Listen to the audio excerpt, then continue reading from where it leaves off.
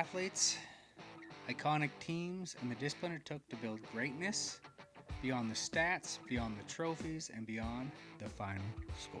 When we talk about greatness in sports, we usually talk about championships, records, and trophies. But those things are the result, not the story. The real story is what happens before the spotlight, after the setbacks, and in the moments when quitting would have been easier than continuing. Today's episode isn't just about an athlete, it's about resilience, discipline, and the mindset it takes to keep going when everything is working against you. This episode will be on none other than number 66, Mario Lemieux. Mario was born in Montreal, Quebec. Well, that's not entirely true. He was born in a small suburb, Villemard, Montreal, Quebec. And that's a city where hockey isn't simply played, it's absorbed. From an early age, his talent was obvious. His mom took him out to the rink, outdoor rink for the first time. A bunch of the kids, kind of a classic story. She gave him a wooden chair and sent him out on the ice, and it wasn't long after that where her and some of the other moms and parents looked over and saw Mario had ditched the chair and was skating by himself. From an early age, his talent was obvious, but what separated him wasn't flash or bravado. I mean, look, the kid was good. There's no denying it. But it was mostly his patience. Minor hockey coaches noted that Lemieux didn't force plays. He waited, he read the ice, which will be a story throughout his entire career. When you look at highlights, he never rushed a play. He wasn't forcing plays. Like, he almost looked like he was moving in slow motion, but he was just reading the play and looking for opportunities. He understood spacing and timing well beyond his age, even as a youngster. Where other young players chased the puck, Lemieux anticipated where it would be. Even then, discipline showed itself, not through effort alone, but through restraint. That discipline followed him into junior hockey. In 1981, Mario Lemieux joined the Laval Voissons of the Quebec Major Junior Hockey League. For those of you that don't know, that is part of the Canadian Junior Hockey League, or the CHL, so that consists of the WHL, the Western Hockey League, the OHL, the Ontario Hockey League, Quebec Major Junior Hockey League. By 1983-84, his development had turned into dominance. He was almost scoring at will, throwing up assists like crazy, and that kind of, he was just an unprecedented talent. Now, at that time, Guy Lafleur held the record for most points and goals, I believe. And in Mario's final year in junior hockey, he recorded 133 goals, 149 assists, 282 points. Now, keep in mind, that was through 70 games. 70 games, 282 points. That is absolutely unreal. So those numbers obviously didn't just lead the league. They shattered the all-time Quebec Major Junior Hockey League single-season records for both goals and points. And they still stand as of today in 2026. Numbers alone don't explain the impact. Night after night, Lemieux controlled games. He dictated pace. He slowed play when necessary and accelerated it when needed. He elevated teammates by drawing attention without demanding it. Now, Luc Robitaille was just on Spit and Chicklets, and he was talking about how he played against Lemieux in that final year. And at times, it seems like he was almost uninterested. I don't think that's true. If you've watched Lemieux throughout his career, like he's a big dude. He's just kind of lumbering around. So periods 1 and 2, Robitaille said, he just seemed like a regular player, and in the third period, when needed, he could just turn it on. And that's just the way he was. In that 282 point season, his final game, he put up 11 points. One game, 11 points, and that was to get the goal record, as well as extend that point record to a point where I'm not sure that anyone's going to touch it. Now, he did beat Guy Lafleur, and I believe Lafleur did it in 62 games, so he did have an extra 8 games, but he beat him by a decent amount. So, excuse me. Whew. I'm going to be going on rambles, so get used to it. I hope you enjoy it. As stories come to me, I'm just going to throw them out there. And, yeah, we'll just have a good time here, right? Now, discipline for Lemieux wasn't about urgency. It was about mastery. By the end of his junior career, there was no debate. Mario Lemieux was ready for the NHL. That wouldn't be necessarily without controversy either, which we'll get into. But the 1984 NHL draft came with certainty and tension. Mario would be selected first overall. That much was obvious. What wasn't known was what that selection would mean. Holding the first pick were the Pittsburgh Penguins, a franchise struggling both competitively and financially. Pittsburgh was not a destination. It was a team searching for identity and stability and belief. And they believed that Mario could be that guy. When Lemieux's name was called, cameras captured a moment that would become one of the most discussed draft images in hockey history. So Mario, as is the custom, when selected, walked up to the draft table. Excuse me. Shook hands, but he didn't put on the Penguins hat or jersey. Now, that wasn't disrespect. It was hesitation.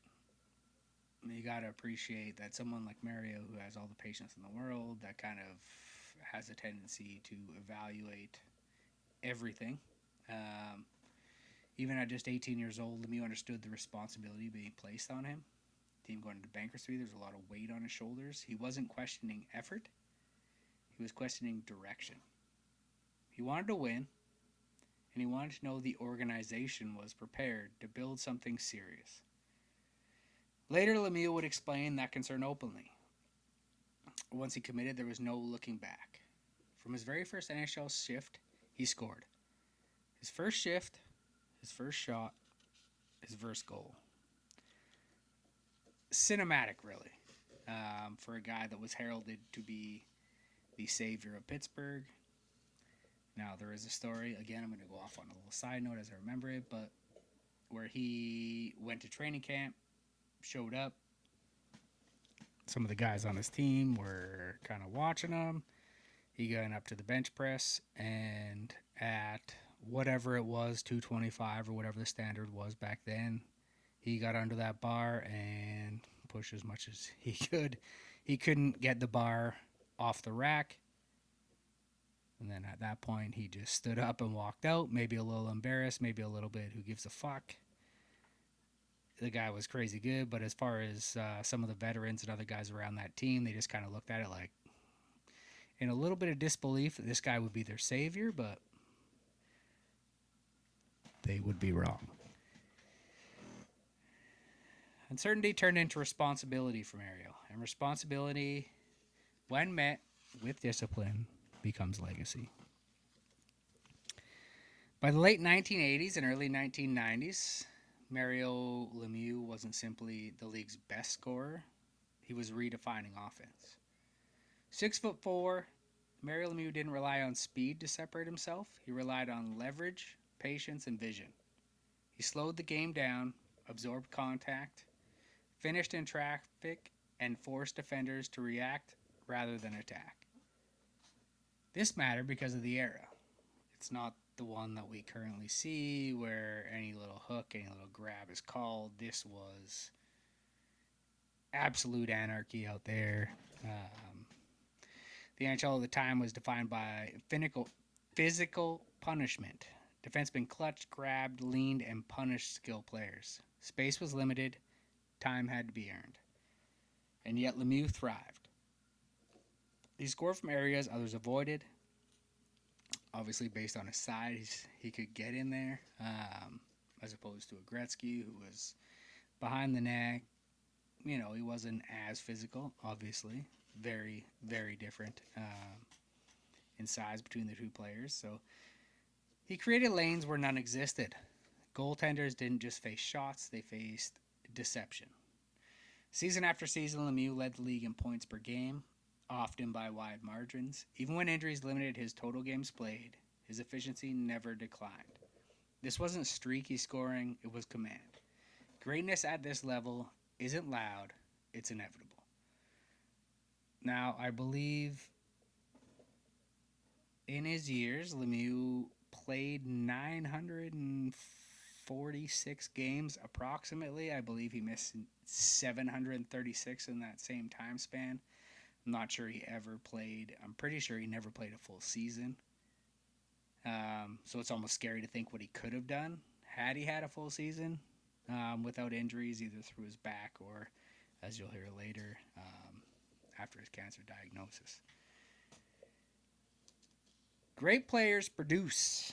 Legendary players elevate.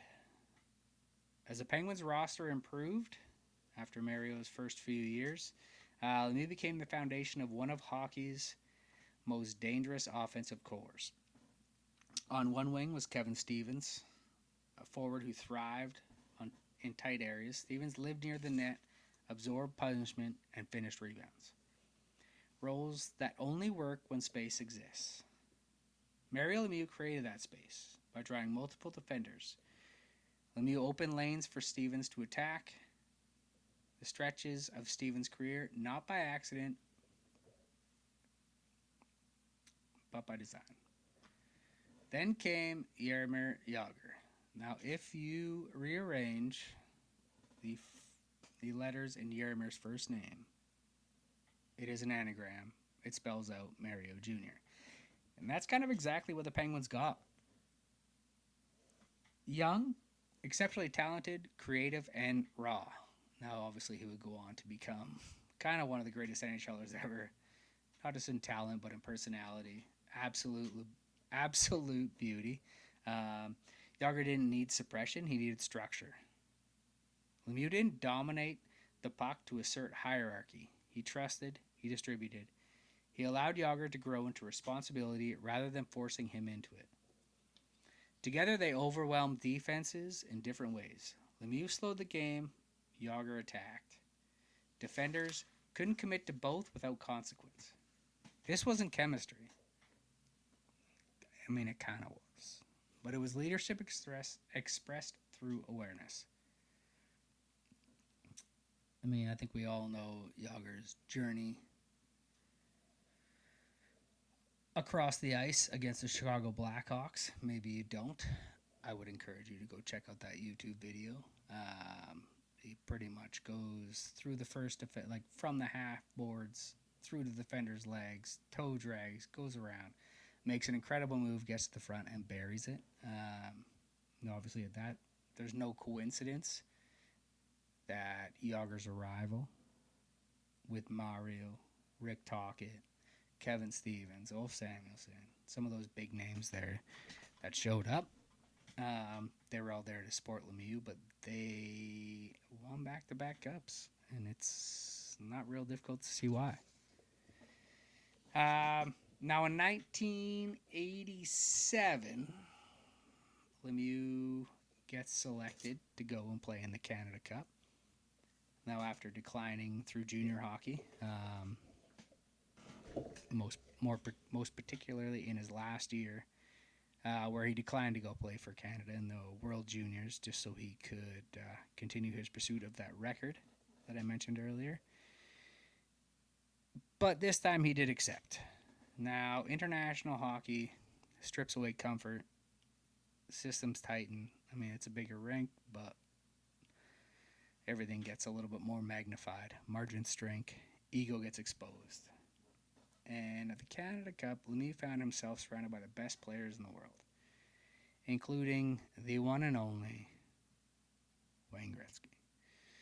Two generational talents, two very different styles, one shared responsibility, and that was to bring the championship home to Canada. During the 1987 Canada Cup, Lemieux recorded 17 points, including 11 goals across 9 games. One of the greatest performances in international hockey history. And there's always that kind of iconic goal that him and Gretzky have. Gretzky crossed the blue line, dropped it to Lemieux. Clap bomb. Bingo. Canada W. Playing alongside Gretzky, Lemieux didn't compete for control. He complemented. Where Gretzky anticipated and flowed, Lemieux provided strength, protection, and composure in traffic. They didn't contrast, but it created balance. Lemieux later represented Canada at the 1998 Winter Olympics in Nagano, Japan, serving as team captain. In that tournament, he recorded 6 points in 5 games. Short schedule, maximum pressure, no margin for victory. Once again, Lemieux adjusted. Leadership at this level wasn't about dominance, it was about restraint. And in that tournament, there is one goal in particular scored by Paul Kariya, where a pass comes across the ice. Lemieux is in the high slot, and I don't know how he knows Kariya is there, but instead of one-timing the puck, he sets up like he's going to shoot and just lets the puck go through his legs and right onto the Canadian player's stick. That's behind him. Don't know how he knew it was there. Again, that's another YouTube clip. You got to check that out. It's pretty phenomenal. Lemieux is just incredible. Across leagues, formats, and generations, Mario Lemieux proved that greatness wasn't situational. It traveled with him, from junior hockey to the NHL to the international stage. But even discipline at the highest level can't protect you from everything. Because while Mario Lemieux had mastered the game of hockey, a different battle was beginning. One that couldn't be solved with vision, patience, or skill. Now, Mario had battled back issues throughout his entire career. Don't know what caused it. I mean, I think just the sheer size of the guy and the schedule of the rigorous schedule of the NHL, kind of did a number on him. But like I mentioned earlier, he missed a lot of games through injury. Even a lot of the games he did play, like he had other people tying his skates. Didn't practice, showed up to games, people tied his skates, he went out, and he was still putting on an absolute show. But even the back pain couldn't compare to what was up next. So at the height of his dominance, Lemieux's toughest opponent wasn't wearing a jersey, it was his own body. Chronic back pain altered how often he could play, train, and recover. Availability became uncertain, yet performance never declined. That's what I was talking about. But in 1993, Mario Lemieux was diagnosed with Hodgkin's lymphoma. At that point, hockey stopped being the priority. Survival took its place. Treatment demanded discipline without reward. No timelines, no guarantees, just endurance. After completing his final radiation treatment, Lemieux returned directly to the Penguins lineup. And I don't mean like within the week. I mean like he finished his last radiation treatment in the morning, got on a plane, flew to Philadelphia, and he was in the lineup that night. So no conditioning stint, no gradual return. He just showed up to Philadelphia, ready to play, and anybody that knows the Philadelphia-Pittsburgh rivalry knows that ain't easy to step into. It's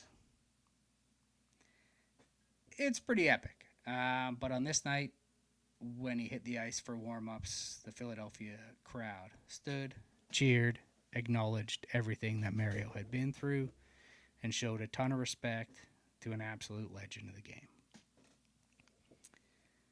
In his first game back, he recorded a goal and an assist, because why not? He's Mario Lemieux. The crowd stood and stayed standing. That night wasn't about hockey. It was about survival. Eventually, discipline required honestly. This is years later. Mario Lemieux retired. Not because his desire was gone, but because reality demanded truth. Behind the scenes, the Penguins owed Lemieux significant deferred salary. Instead of demanding payment and walking away, Lemieux converted what he was owed into ownership equity. It wasn't symbolic, it was responsibility. The same player who once hesitated on draft day now ensured the franchise would survive. Loyalty. Instead of demanding his money, instead of forcing the team into bankruptcy, instead of forcing them into a situation they didn't need to, he said, hey, you know what? I think I can help keep this team here. And in reality, it's exactly what leadership is. So, I mean, good on Mario. Now, later, as you may or may not know, Lemieux returned. After becoming owner, he decided, I'm not quite done yet. His body feels a little bit better. He's thinking, hey, let's give her one more go. Why not? So he returned not for legacy, but for example. His son, Austin, had never seen him play. So in 2001 season, Lemieux unretired, put on that Penguins jersey, and off he went. Now you think, maybe he put up a few points. He's the owner. What are we talking about here? To give you an idea, in 43 games in that season, 43 after being retired for 3 years, maybe more. 3 might be my memory, but I'm pretty sure it was 3.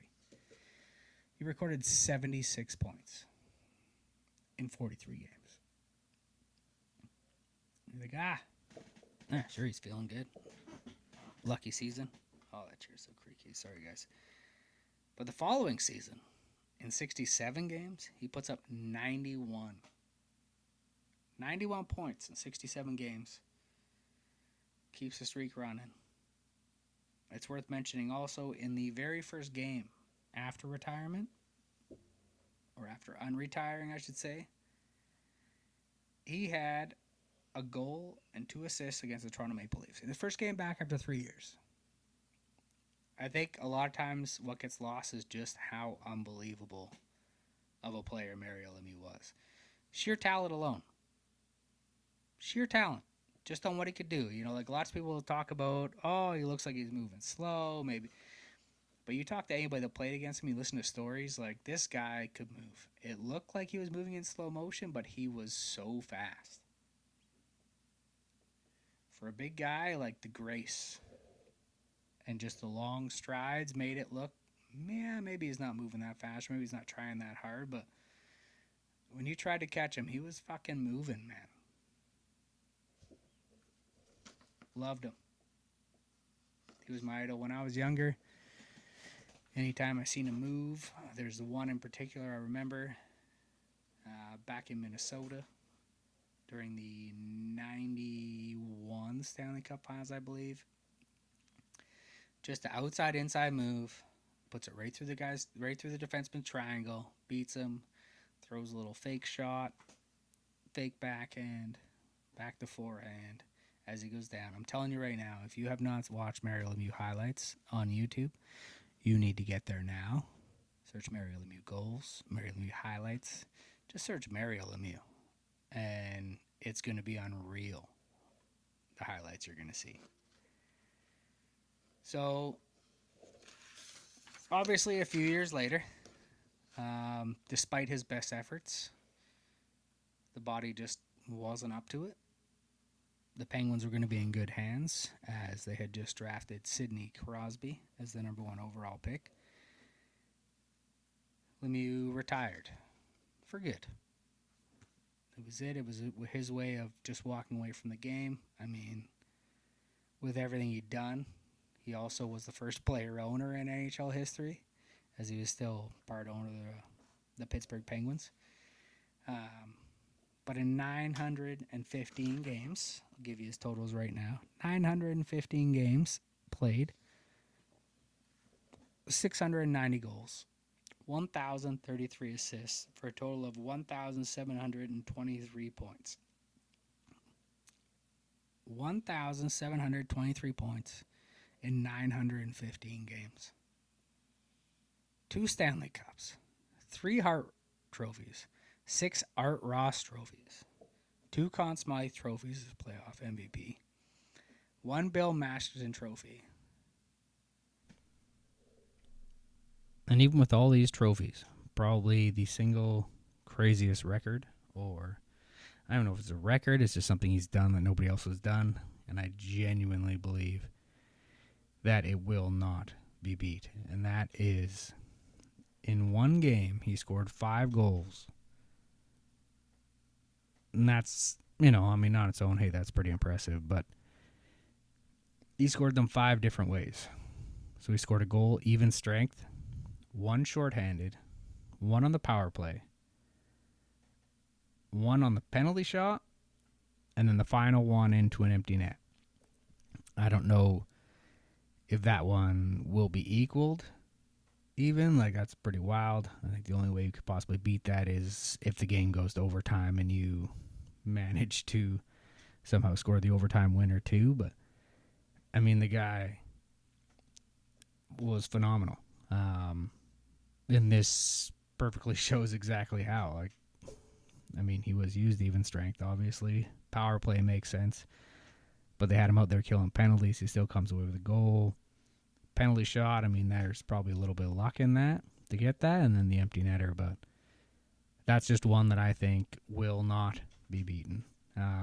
Maybe not even ever equaled. That's just so unique, so kind of rare and cool. And that's just exactly what Mario was. Rare, cool, never too big for the moment. Just an absolute beauty. But the final standard extended beyond hockey. In 1993, after his battle on Hodgkin's, Lemieux founded the Mario Lemieux Foundation, supporting cancer research and families, including long-standing work with UPMC Children's Hospital of Pittsburgh. This is something that was close to his heart. He wanted to make sure that all the kids were taken care of, that any family that had to go through what him and his family went through would have the support that they needed. Look, guys, we talked about how he saved the Penguins and his loyalty to Pittsburgh, despite maybe his early trepidation about being in Pittsburgh and their commitment to him. But he's a stand-up guy. 100%.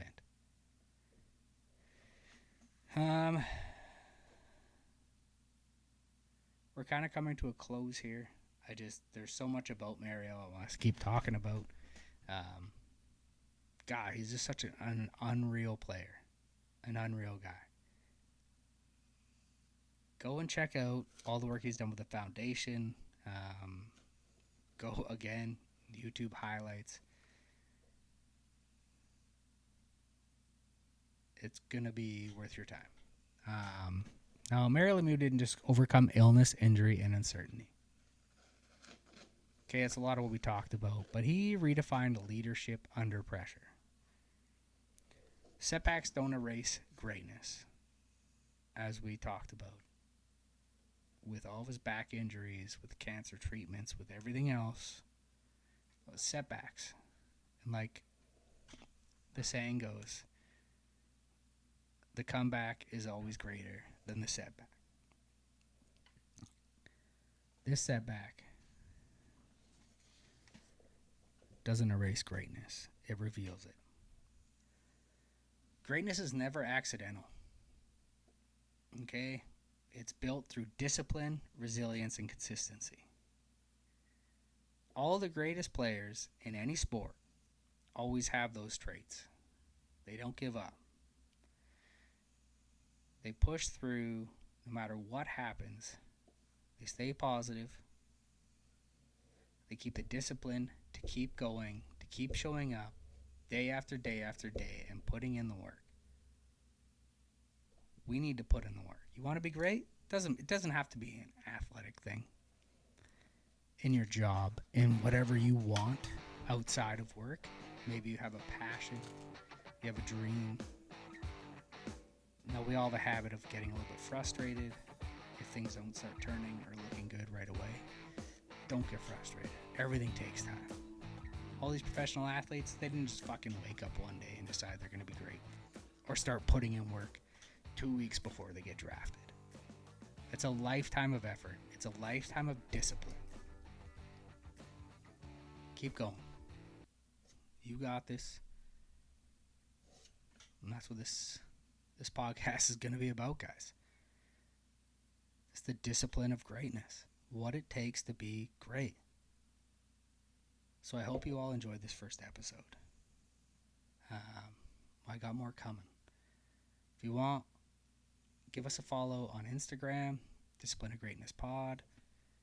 Email us if you have thoughts about who we should be doing an episode on.